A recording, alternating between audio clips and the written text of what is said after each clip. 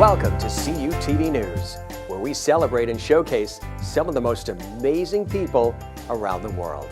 I'm your host, Jim Masters. Today, I have the great honor and pleasure of speaking with noted author Roxanne Bland. Roxanne describes herself as a fugitive from reality since forever. She grew up in Washington, D.C., where she discovered strange and wonderful new worlds through her local public library and bookstores.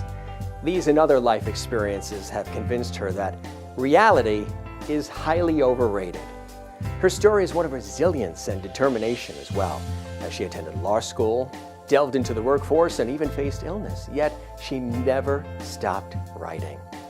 Roxanne's specialty is fiction, and she's the author of The Underground, her first published book, and the Moreva of Astoreth. She says she likes to meld fantasy, science fiction, horror, romance, and erotica into her stories. Roxanne Bland is my guest today on CUTV News.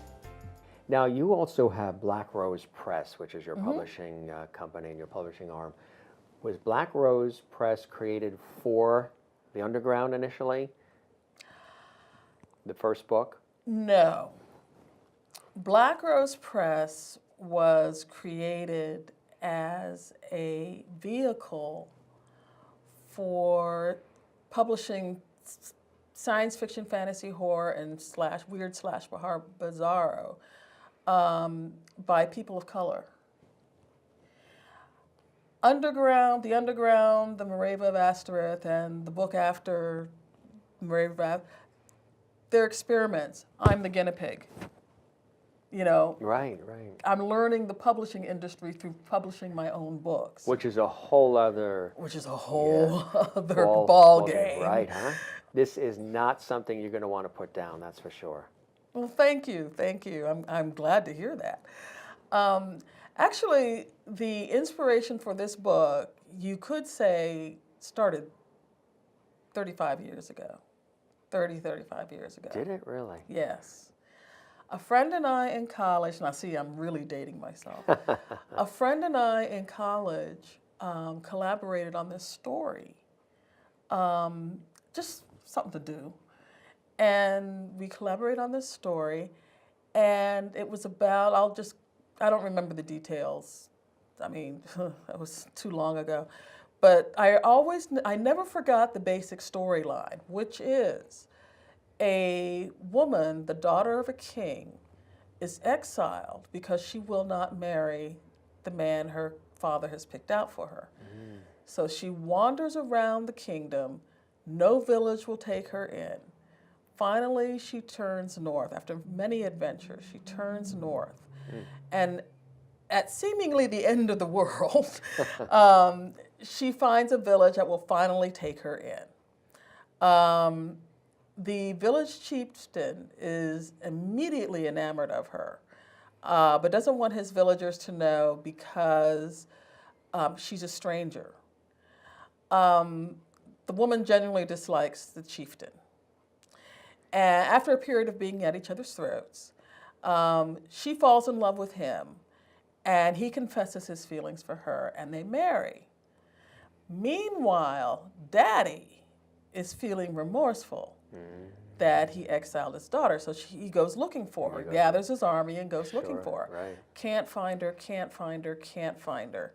So finally, deducing that she has turned north, he takes his army and goes that way too. Well, they find the village. He demands that she come back with him, and she says, no, I'm married now and I'm happy. And the father threatens war, and the chieftain accepts. And the woman and the chieftain are killed in the fighting. Not a very happy ending, is it? Well, years later, I read Zecharia Sitchin's Earth Chronicles works. Are you familiar with Zecharia Sitchin? Okay. Yeah. I read his works, and you know, he has his loyal adherents and his scholarly detractors. Absolutely. But you know what? You cannot deny it is an incredible story. Just an incredible tale. So anyway, you know, again, years pass, and then I'm sitting there kind of stuck on a story. Not stuck in the sense that I don't know what's going to happen next. I know what's going to happen next. It's a question of how to write it. And, so I sat back and I was thinking and thinking and thinking, and I let my mind wander. I was like, oh, forget this. Just leave it alone for a while. And I thought about my friend and the story we wrote, and I thought about Zecharia Sitchin. And then I said, what if I could meld the two stories in some way? That would be so cool.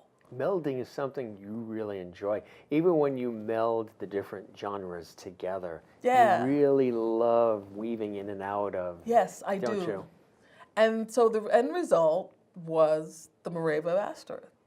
It's a melding of Zecharia Sitchin and this story that my friend and I concocted in college. There's really nothing like this out there right now.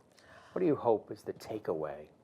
I truly hope that this book will help readers to understand that bigotry is a soul-crushing affliction, and that what they need to do is to face that bigotry, face themselves, and find out why that bigotry exists, and then do what they need to do to overcome it. Now, what you need to do might be different things. Right.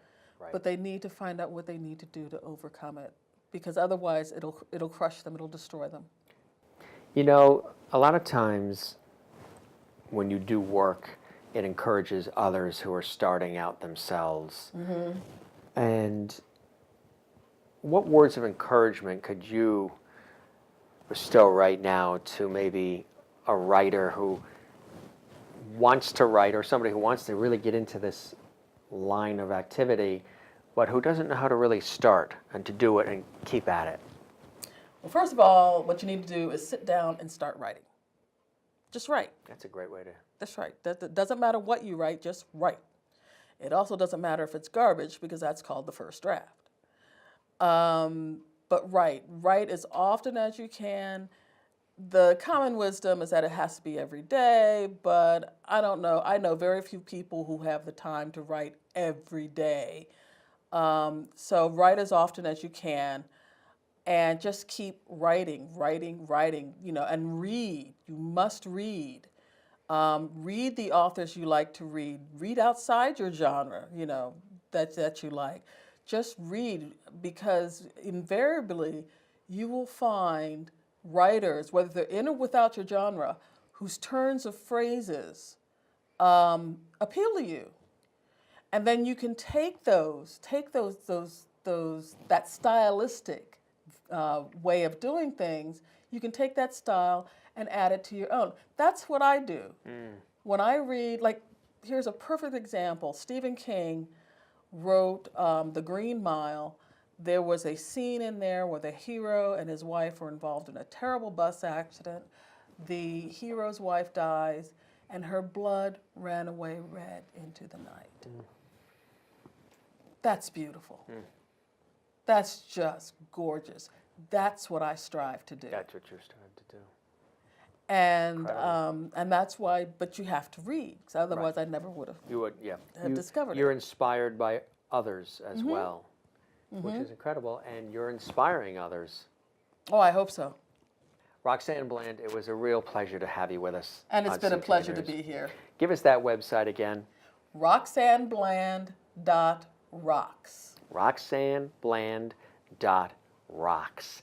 And your blog is roxannebland.com. Correct. And of course, your books are available at Amazon.com as well. Barnes & Noble, Kobo, and Smashwords. Fantastic. Well, thanks for sharing this wonderful book with us. We wish you continued success, and thanks for being on CUTV News. Thank you for having me. Thank you for joining us. I'm Jim Masters, CUTV News.